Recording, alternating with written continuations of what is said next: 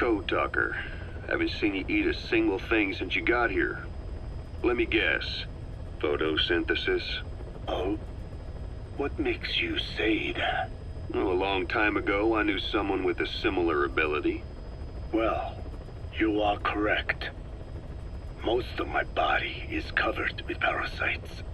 I supply them with water, and in return, I receive sugars they produce when exposed to light. It isn't just my skin either. The parasites also act as my eyes. They have replaced many of my internal organs as well. It is thanks to them that I live on after over a century. How did you obtain them anyway? Through your research? I would like to say as much, but there is more to it than that. Let me take you back 20 years. I had hit a dead end with my parasite research.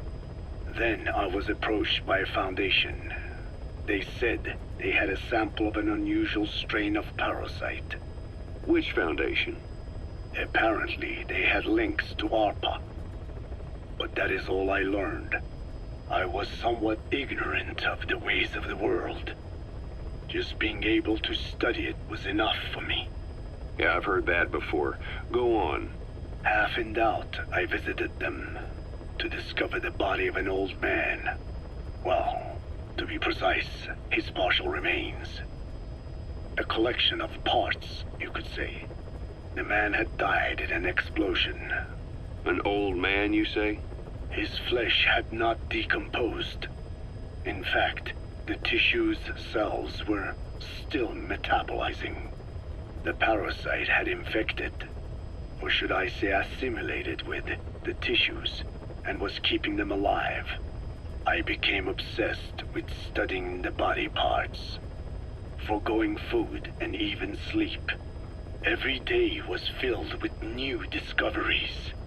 The parasite's biology, internal anatomy, life cycle. But there was only so much I could learn through observation. And so I made a decision. To truly know the parasites, I had to live with them. So, you implanted them inside you from the dead man's flesh? Correct. It was quite a gamble, whether or not they would adapt to me. But fortunately, it appears I was compatible with them. Or perhaps, through my many years of research, my immune system learned to tolerate them. Were they that body's only parasite? Yes. However, there was a separate specimen that supplied its host with adrenaline in response to pain, and yet another that could control insects at will through secreting heterogeneous pheromones. I wanted exposure to them, to take them into me, but my wishes were denied. Their records, though, provided clues that helped advance my research. Would you care to join me? A life spent never worrying about food is a most wonderful one. I think I'll pass. But thanks. This has been helpful. The one that covers. The parasite that lives on the surface of the skull's bodies is what gives them their power, similar to my children who live in my skin. I modified the parasites I isolated from the body of that old man, differentiating them with various abilities. One that can blend perfectly into its surroundings by exposing the pigments in its cells at will. Another that, by harboring multiple species of metallic archaea, can oxidize and reduce metal. Isolating the one that covers and transplanting it into an artificial medium should provide the same abilities as the skulls, but they can only subsist within a human body. Once transplanted into the medium, they will eventually die. Another thing, the weakness of the one that covers is desiccation. Their surface moisture loss is greater than ours. The reason they give off mist is to alleviate this by releasing the salts inside them as microparticles. Water vapor condenses around them, appearing as mist. But this dries out the atmosphere until they cannot even produce mist. And once their supply of water from the host runs out, the parasites are in danger. They, along with their host, enter a form of suspended animation. However, a similar effect occurs if they come into contact with a large amount of water. Rain, for instance. The one that covers will temporarily abandon other processes in his eagerness to absorb the water. Pitijolone. Make the weather your ally. There's something I've been wondering. Why are you called code talker? During World War II, the U.S. military used the languages of different tribes, including the Navajo, as codes, right? I know the term code talker was used to mean people sent to the battlefield to speak in those codes. Were you one of them? Our mother tongue was indeed used for war. But I did not go. I was already over the conscription age. However, I was made to help craft the codes that were spoken. So in a wider sense, you could call me a code talker for that. Navajo is a complex language, and virtually no one outside the U.S. speaks it. They must have thought it was the perfect language to use as a code. Yeah, in the end, the Japanese never cracked it. The cipher is king in information warfare. Of course, they didn't simply speak in Navajo. They created substitutions for words according to a code book, and then translated those into our language. Young Dene was sent to the front lines of the Pacific Theater as code talkers. To fight is an honor for the Dene. They were the pride of our people. But I cannot say this history brings me joy. Words are alive. When they are spoken, life is breathed into them. They become a part of the listener. Our words were transformed into lifeless ciphers and used for war. This, after the Black Ana spent generations suppressing the language. Yeah, I'm sorry. So I guess we shouldn't be calling you code talker, huh? No, I do not mind. The reason Skullface called me code talker was because I also am responsible for coding language into the vocal cord parasites. I am the same as those young warriors, used for a cipher's sake. I must never forget that. The name, Code Talker, is a lesson carved into my being. You said Skullface ordered you to weaponize the vocal cord parasites. But you also said he wasn't the reason. And he wasn't. I was seduced by the parasites. That is a fact.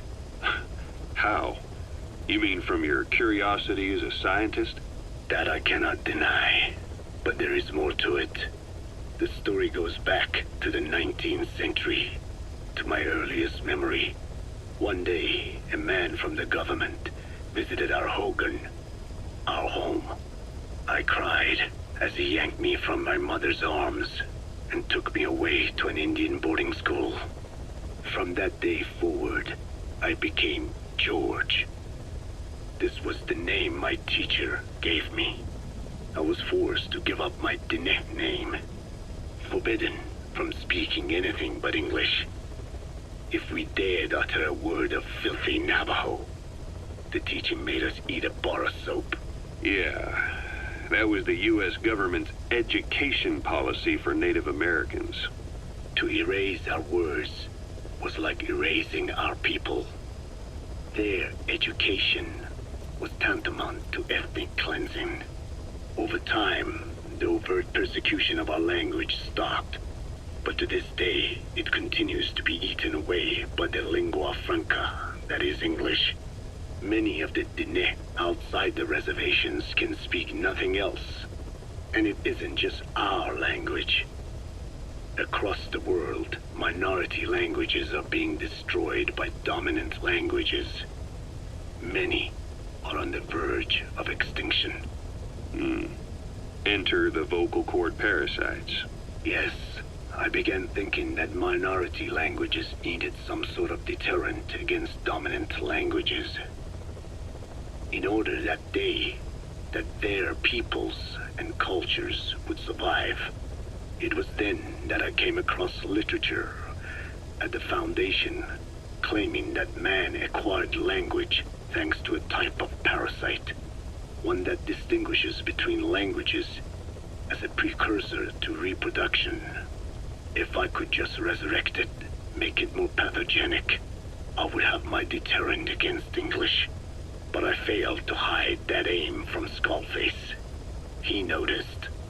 Yes, I wanted to retaliate against the English language, though never did I intend to actually use it as he planned. You know how the story ends. I was forced to study how to make the parasites compatible with all the world's languages. All but English. However, he in fact secretly isolated an English strain. I will not be held prisoner by the man's phantom. The English strain must not be allowed to exist either. I have no doubt Skullface's plan is almost complete. At that point, I will no longer be of use to him. I must leave behind this record at least. A record of how the ancient vocal cord parasites became these abominable ethnic cleansing parasites. I believe he has two purposes for the ethnic cleansing parasites. The first, as their name suggests, is ethnic cleansing. This conflict between East and West that envelops the world will not last much longer.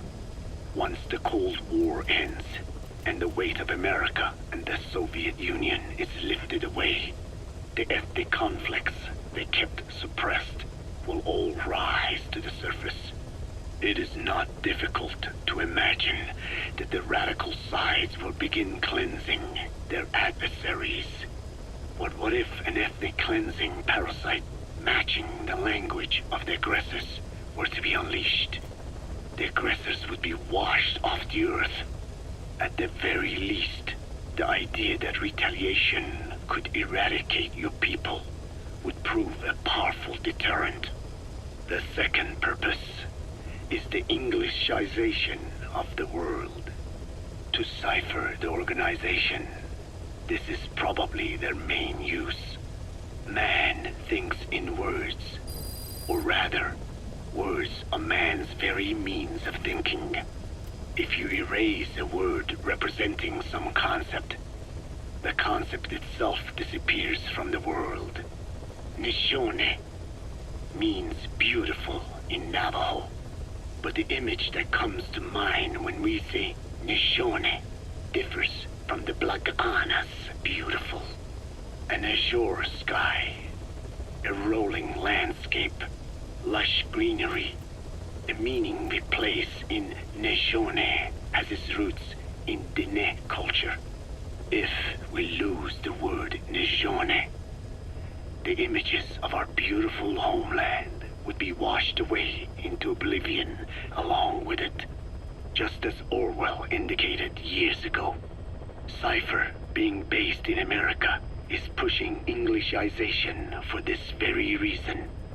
Suppose all 5 billion people on this planet come to read, speak, and think in English.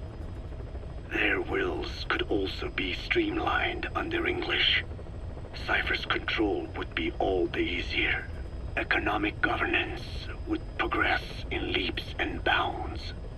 The ethnic cleansing parasites would be a great aid in accomplishing this goal. There is no need to destroy every language besides English. All they need to do is weaken other dominant languages competing with it. Russian, Chinese, Arabic. If people know they risk their lives speaking such languages, they will flock to the lingua franca, that is English. Cipher need not even focus attention on smaller languages. After all, they are already being eaten away by English. Business, education, film, commodities. English has permeated every area of global society. I can see this when I look at young delle. Some of them have already lost their grasp of the Navajo language. It is said that over 2,000 languages of the world are facing extinction.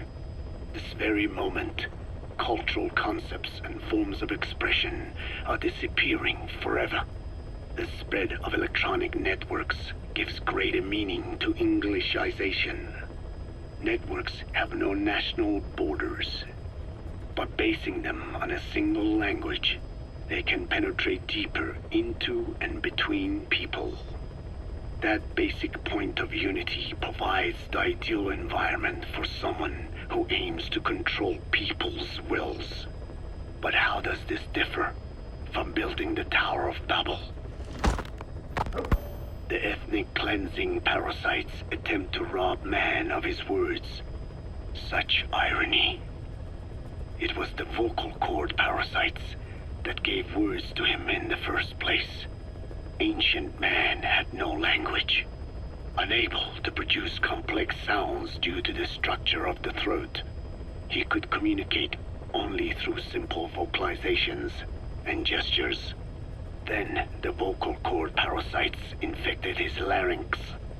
Man's transition to walking upright did not gift him solely with intelligence, but also with his voice.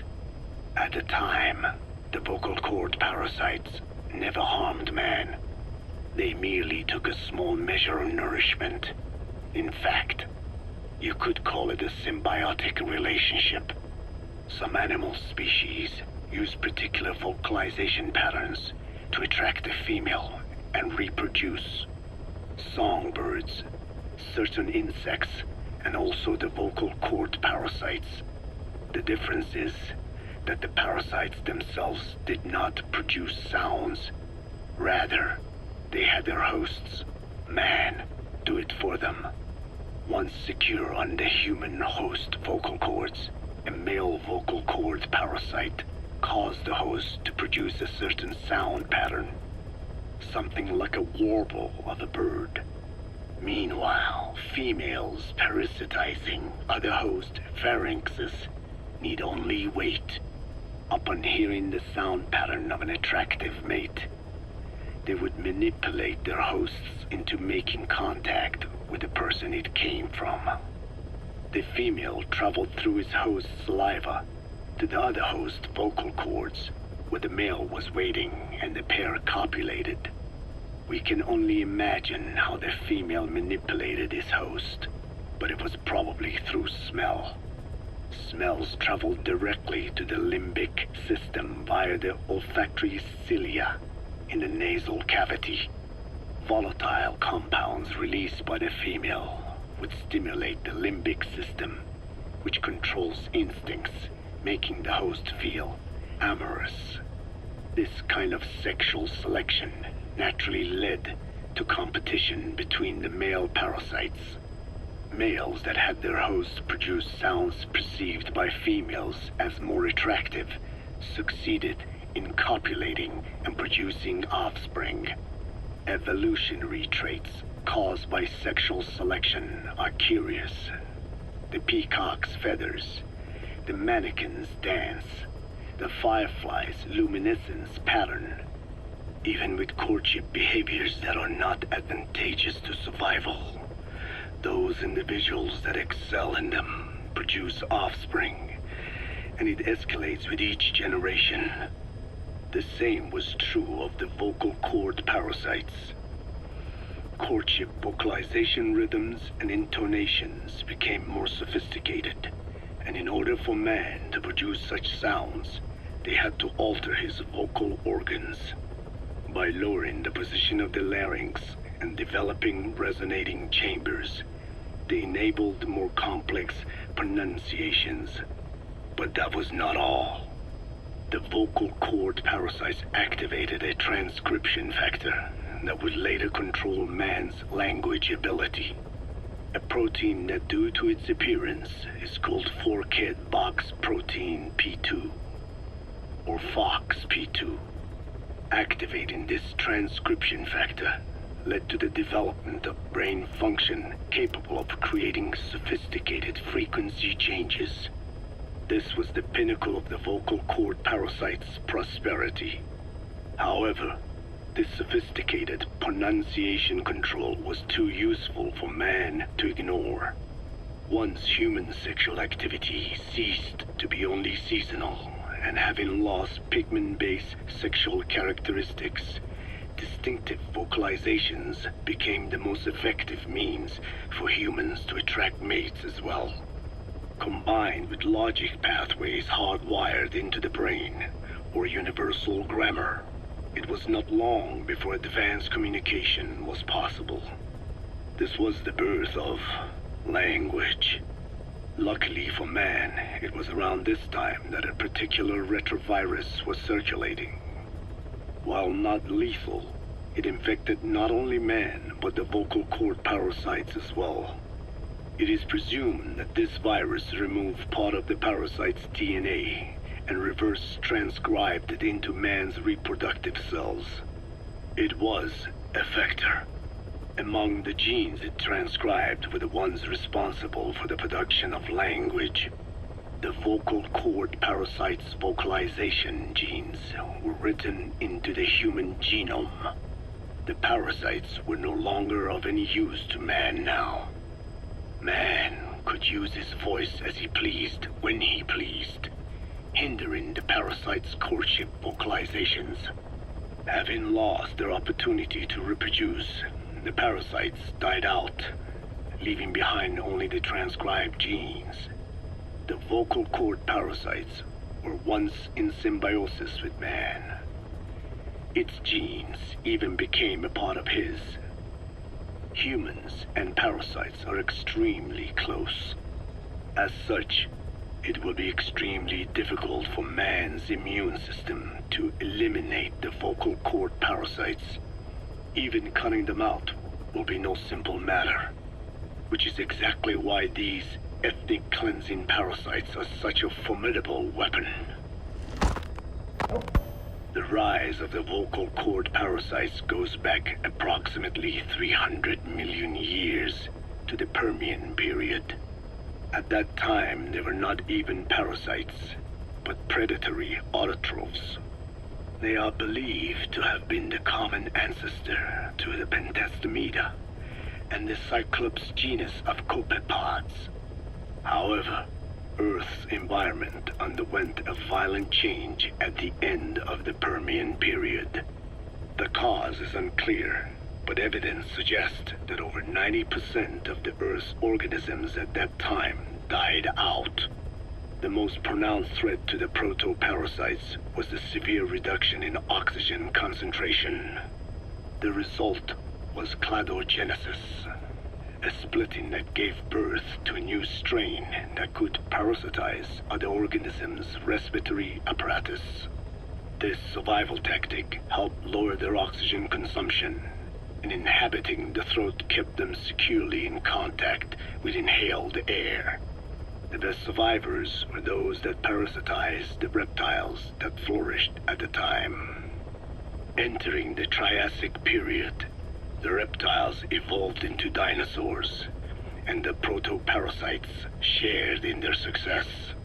Dinosaurs developed respiratory organs called air sacs to adapt to the low oxygen environment. These in particular helped the proto-parasites thrive. But another trial awaited them. The end of the Triassic period saw another drastic change in the Earth's environment.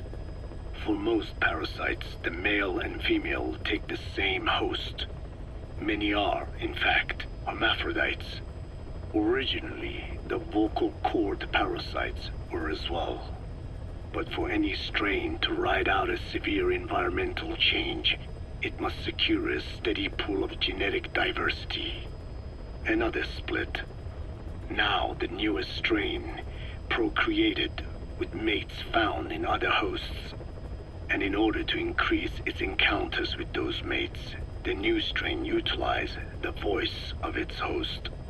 They came to inhabit the host's vocal cords. This truly was the birth of the vocal cord parasite. The parasites developed the host's pharynx to form resonating chambers and used them to produce sophisticated mating calls. The relatively upright posture of the dinosaurs was important in this, because the crooked L-shaped pharynx was more suited to the development of resonating chambers. These developments ushered in a time of great prosperity for the parasites. But for the third time, the parasites had a major hurdle to overcome. The meteorite impact at the end of the Cretaceous period, which spelled the end of the dinosaurs. With their hosts extinct, the vocal cord parasites had no option but to find a new habitat. Birds. As genetic successors to the dinosaurs, with functioning air sac apparatus already in place, birds were the perfect choice. But the parasites could not survive in birds that flew at high altitudes with thinner air. So they parasitized ground-dwelling birds and altered their respiratory system for the sake of reproduction. They gave the birds the means to produce sophisticated sounds. The syrinx responsible for chirping. This is the proof that points to activation of FOXP2 in songbirds as well as humans. The Cenozoic era began with a rise in oxygen concentration, which helped mammals to evolve and increase in size. The parasites then shifted to humans as a more effective host. Humans' bipedal upright walking meant that our throats could support larger resonating chambers. At first, vocal cord parasites entered humans using birds as their intermediate host. But eventually they changed to conducting their entire life cycle within human hosts. What happened next is as I have already described. People took the vocalizing prowess given them by the parasites and made it language, and once the parasites could no longer use it as their mating call, they died out. Or in other words, the parasites overcame all evolutionary hurdles except humanity. Skullface shared his opinion on this matter. He said the Ethnic Cleansers Project was sure to succeed. After all, the parasites had a grudge against us humans. To think we awoke them after such a long slumber, just so they could sate their thirst for vengeance. It is terrible, unforgivable, and yet it is what I have done. I learned of the vocal cord parasite's existence in literature belonging to the Foundation. It was little more than a theory. The question was, why does only Homo sapiens among all primates have highly developed language? Human versus everything else. The missing link between these was the mystery that gave rise to this theory. I was fascinated by the idea of their existence. In the delle creation myth, the delle, who first inhabited the world, were insect-like creatures. I came to imagine that those insect-like creatures could be humans living in symbiosis with the vocal cord parasites. But I had not the faintest idea of how I could resurrect them. That is when Skullface came to me. What he offered me was not just assistance with my metallic archaea research. He told me the vocal cord parasites really existed. And not only did they exist, they had already been brought back to life in the modern age. An ancient human cadaver, host to the parasites of the time. Cipher excavated such a cadaver from a permafrost region and isolated the DNA coding of the vocal cord parasites. Naturally, they were long dead and could not be brought back, but there was an alternate vessel they could use. A relative species of the Pentastomida discovered in China. It had adapted to live in the nasal cavity of animal hosts, but its genetic sequence showed signs of common ancestry with the vocal cord parasites. Ontogenesis, a path of an organism to maturity, is like a roadmap of the phylogenetic evolution of the entire strain. Cipher used this to effect a reverse evolution of the modern parasite and resurrect the vocal cord parasites. They interposed a developmental mechanism to the ontogenetic stage analogous to when the relative species first appeared, the point at which it split from the vocal cord parasites, forcing its evolution down the other path, the vocal cord parasite path. The larvae is produced by the vocal cord parasites, reborn. I do not know in detail how Cipher accomplished this, but clearly they have access to high-level genetic technologies. Skullface said it was the work of a genius woman scientist, and that the relative species in question was first discovered by a group once called the Philosophers. I was tasked with modifying the resurrected parasites. He charged me with two demands. First, to add lethality to these organisms that had once lived in peace with man, by unleashing the larvae's latent desire to consume nutrients from the host's lung tissue, making them eat and eat until the lungs were destroyed. Second, to have both male and female inhabit the same host and copulate then and there only when exposed to specific pronunciations continuously over an extended time. What he would do to the dene if I failed. I had no choice. Originally, the ultimate objective of the ethnic cleansing parasite project was the identification of not only languages, but of actual cultures. Language is deeply connected to ethnicity, but many languages are employed by multiple ethnic groups, and confrontation between those ethnic groups is by no means rare. If the cleanser parasites were to be a deterrent against ethnic conflict, they had to distinguish between groups using means other than pure language. The original plan called for this to be achieved by differences in the transmission vector. Each ethnic group has different lifestyle customs and eating habits.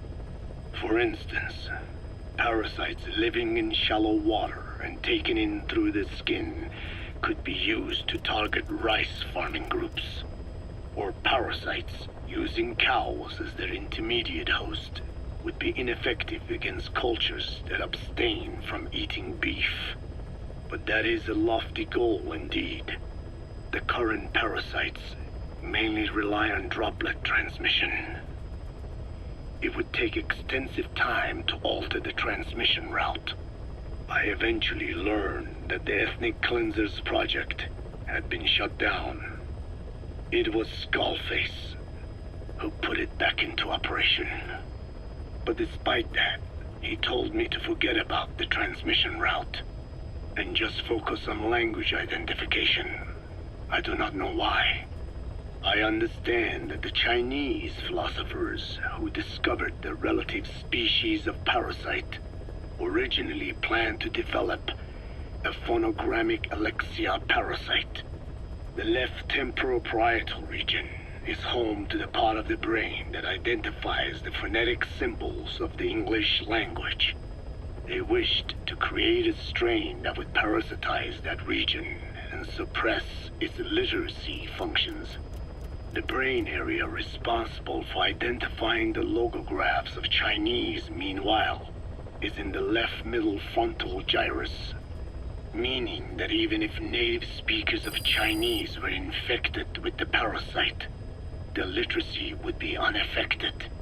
Old and new, east and west, there is no limit to the delusions of those in power. But this delusion threatens to become a reality. I have to do something to stop this. There must be something I can do.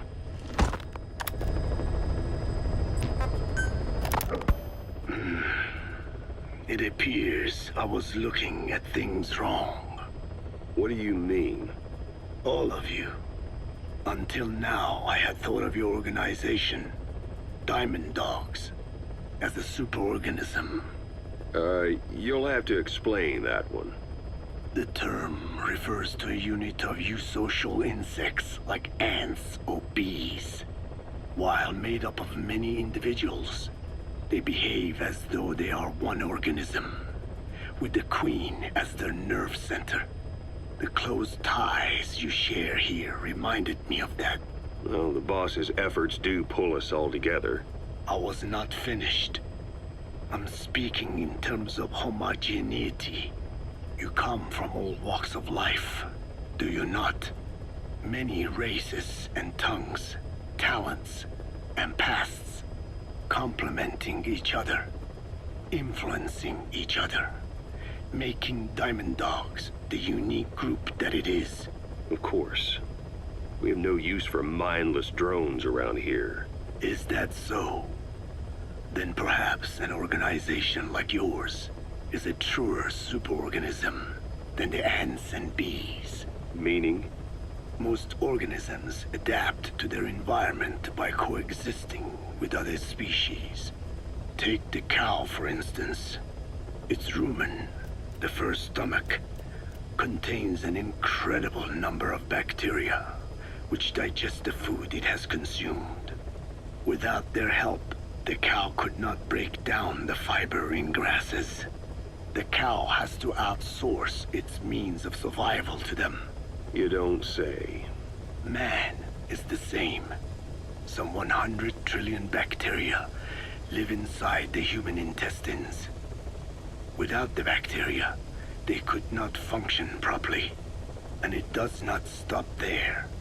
The stomach, the mouth, the skin, even the placenta contains bacteria that coexist with us. The same is true of parasites. In fact, the human immune system has evolved based on parasites being a part of it. Without them, the immune system can run amok and even damage other parts of the body. This is all very interesting, but what does it have to do with Diamond Dogs?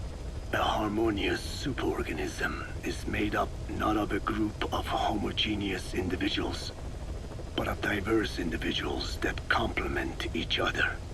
That is what I saw in your group here. Then it occurred to me that man is a superorganism. Man's phenotype is not determined solely by his genetics. Some say if you mapped the genomes of all bacteria in the human body, the result would be over 100 times bigger than the human genome. The sum of man's genome and those of the organisms he coexists with, call it a metagenome, creates the superorganism we know as a human being. Well, now that's quite a leap. You think so? Then try a broader perspective. If our world were a human body, you would be parasites. You make a living by doing the dirty work that the world powers cannot handle themselves. From their perspective, you are likely a nuisance. But without you, pus would build up around the world, and autotoxemia, self-poisoning, would follow. The world needs your kind. Thank goodness for that. Skull-faced forced me to turn parasites into weapons. creatures with which we are supposed to coexist. Meanwhile, that Foundation I worked with focused solely on the human genome, apparently thinking that manipulating it would get them whatever new form they want. Both ways are mistakes. Neither is a true superorganism. I am delle. By speaking with those living inside me, we enhance one another and enjoy harmonious growth. Such was the original purpose of my research. You have made me remember this. Well, it's an honor. You can travel the world, but you won't find another place like this. If the whole world was like this base, I think the peoples of the world would bid farewell to fighting for good. Maybe that's what the boss wanted in the end.